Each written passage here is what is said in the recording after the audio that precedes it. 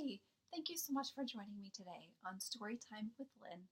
Today I'm going to be reading Tear Soup by Pat Schwiebert and Chuck Deklyen. Thank you so much for joining me. Let's get started. There once was an old and somewhat wise woman whom everyone called Grandy. She just suffered a big loss in her life. Pops, her husband, suffered the same loss, but in his own way. This is a story of how Grandy faced her loss by setting out to make tear soup.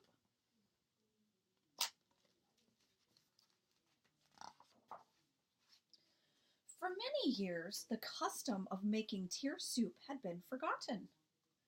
As people's lives became more rushed, they found it much easier to pull soup in a can from the shelf and heat it on the stove. But several years ago, Grandy got a taste of a well-seasoned tear soup. One of her friends made it from scratch after her child died. As soon as Grandy tasted the rich flavor of that carefully made soup, she promised herself never again to assume that quicker was better.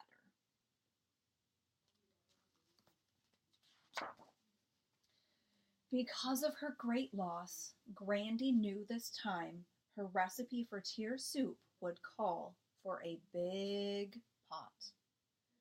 With a big pot, she would have plenty of room for all the memories, all the misgivings, all the feelings, and all the tears she needed to stew in the pot over time.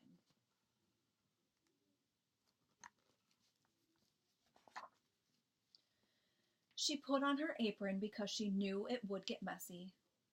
It seems that grief is never clean. People feel misunderstood, feelings get hurt, and wrong assumptions are made all over the place. To make matters worse, grief always takes longer to cook than anyone wants it to. And then Grandy started to cry. At first, she sobbed.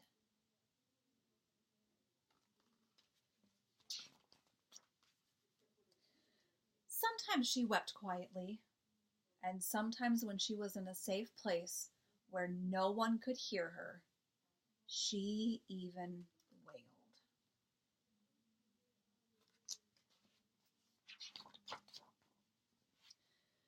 Grandy knew she had to make much of this part of the soup alone. She learned from past experiences that most people don't like being around tears. Her friends would worry if they knew just how many tears Grandy's recipe called for this time. So the old and somewhat wise woman reflected on her own special recipe as she looked down into the large, overflowing pot of memories. It was a task she would repeat many times during the next few months.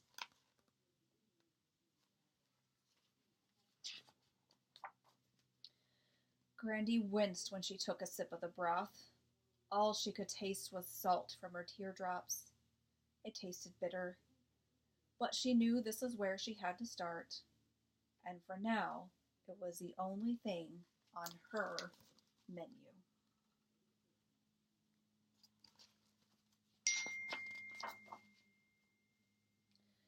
There were things that Grandy never wanted to forget. These included the good times and the bad times, the silly and the sad times. With her arms full of memories, Grandy made many trips to the kitchen. One at a time, she slowly stirred all her precious and not so precious memories into the pot.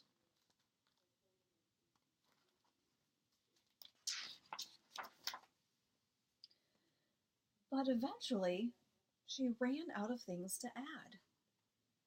Grandy's arms ached as she felt stone cold and empty. There were no words that could describe the pain she was feeling. What's more, when she looked out the window, it surprised her to see how the rest of the world was going on as usual, while her world had stopped.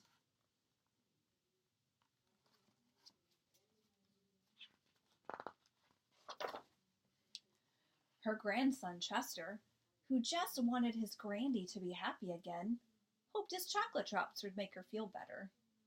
Mrs. Bloomklotz, Miss Chadwick, and Mr. Long, all brave yet fearful neighbors, dropped by to see how Grandy was doing. They filled the air with words, but none of their words took the smell of tear soup away. Grandy was gracious because she knew how helpless her friends felt. They wanted to fix her, but they couldn't. All Grandy really needed from them at that moment was a knowing look and a warm hug.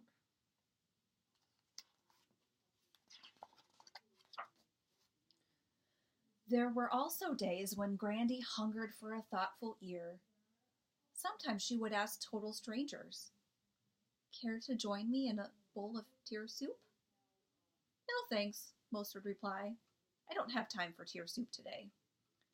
Even some of Grandy's friends hurried past her house and pretended not to notice the aroma of tear soup coming through her open door.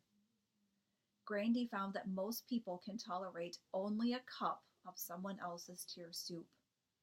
The giant bowl, where Grandy could repeatedly share her sadness in great detail, was left for a few willing friends.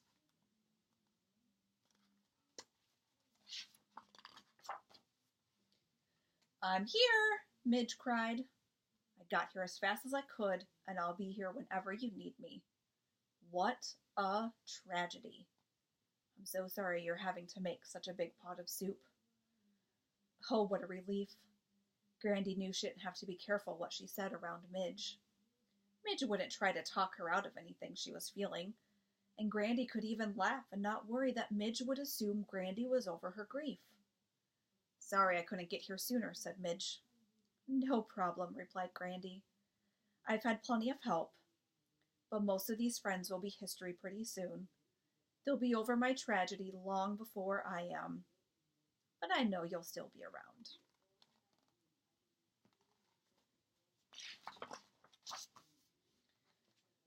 "I don't know what to say, but I'll be glad to listen," Midge said tenderly. "Come on, tell me all about it while we make some bread to go along with your soup." These two friends, who had shared 1,000 laughs and just as many tears, pounded at the bread dough together. "I feel like I'm unraveling," Grandy cried. "I'm mad. I'm confused. I can't make any decisions. Nobody can make me feel good. I'm a mess. I just didn't realize it would be this hard." "Why don't we go for a walk while we wait for the bread to rise?" Midge suggested. "I know exercise is supposed to help me, but I feel like I have concrete blocks strapped to my legs." "We better not go too far, or you'll have to carry me home," moaned Grandy.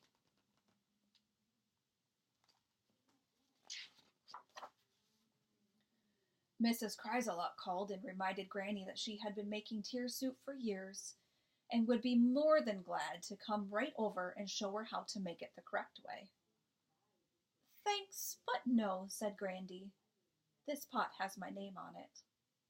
Grandy knew better than to let Mrs. Chrysalot or anyone else tell her what she should do to get through this terrible loss. Next, her recipe called for some comfort food.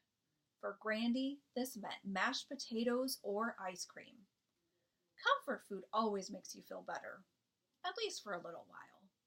It gets past that big lump in your throat when other foods can't. I think it needs some chocolate too. After all, it was her soup.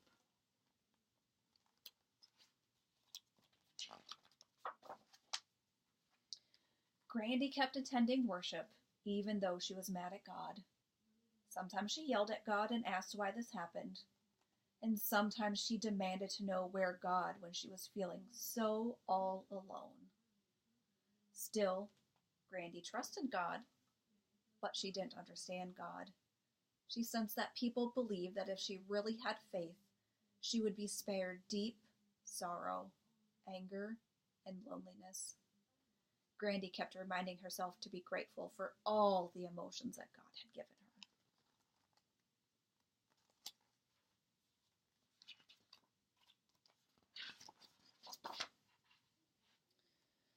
On some afternoons, people would ask questions like, Is it soup yet? Or, how long is it going to take? You've been at this for over a month now. It's time to get out of the kitchen. Grandy fumed at the caller's advice. Grandy looked forward to getting the mail each day. She dreaded the day when no more sympathy cards would come.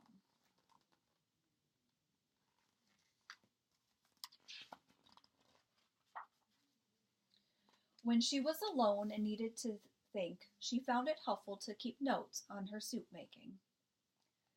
Thank goodness Grandy and Pops have been married a long time. They already knew each other's tier soup would be different. Secretly, Grandy wished Pops would put more flavoring in his soup, but he doesn't want to, and he's perfectly content to dine alone and sip his own soup.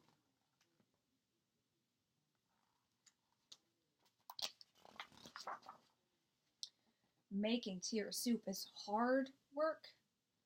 Sometimes it was all she could think about, even the things Grandy used to love to do. She didn't have the energy for, nor did she care about anymore. Some of Grandy's friends over the years had not tended to their tier soup. Their soup boiled over and the pot scorched.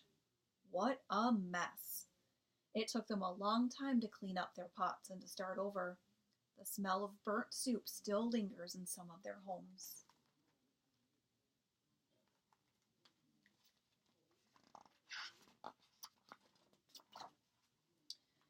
Grandy knew there were times when she needed to take a break from her soup making.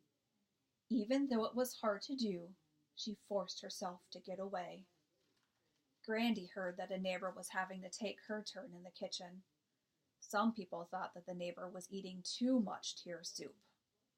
So Grandy, being an old and somewhat wise woman, called and invited her to a special soup gathering where it's not bad manners to cry in your soup or have second helpings.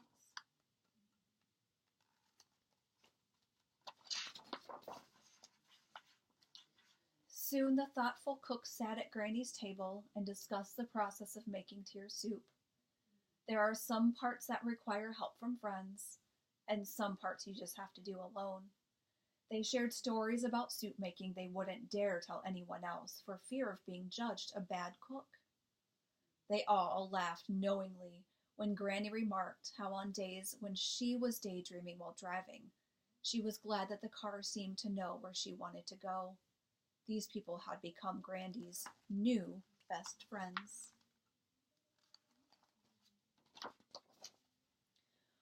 One day, as Grandy and Chester were going for a drive, Chester asked, "Mom says you've been making tier soup. What does she mean?" Well, tier soup is a way for you to sort through all the different types of feelings and memories you have when you lose someone or something special. Remember when your baby brother died right before he was born, and your mom sat for days holding his blanket and weeping?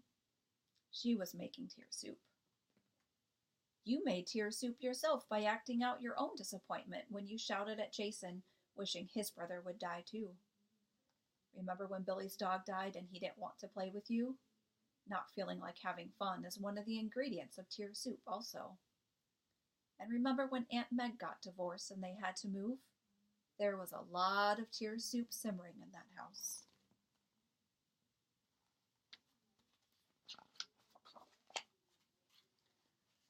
Some days when you're making tier soup, it's even hard to breathe.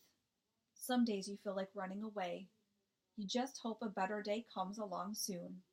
And then comes one of the hardest parts of making tier soup. It's when you decide it may be okay to eat something instead of soup all the time. The next morning, as Grandy was cleaning up, Chester asked her if she was done making tier soup. "Well, I don't think you actually ever finish. The hard work of making this batch of soup is almost done, though. I'll put the rest in the freezer, and we'll pull it out from time to time to have a little taste."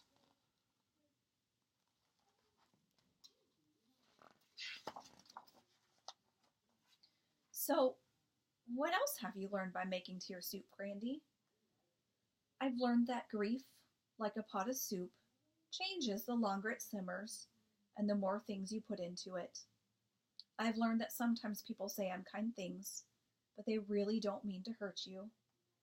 And most importantly, I've learned that there is something down deep within all of us ready to help us survive the things we think we can't survive. Grandy, you know so much. What will I do after you die? Don't worry. I will leave you my recipe for tear soup.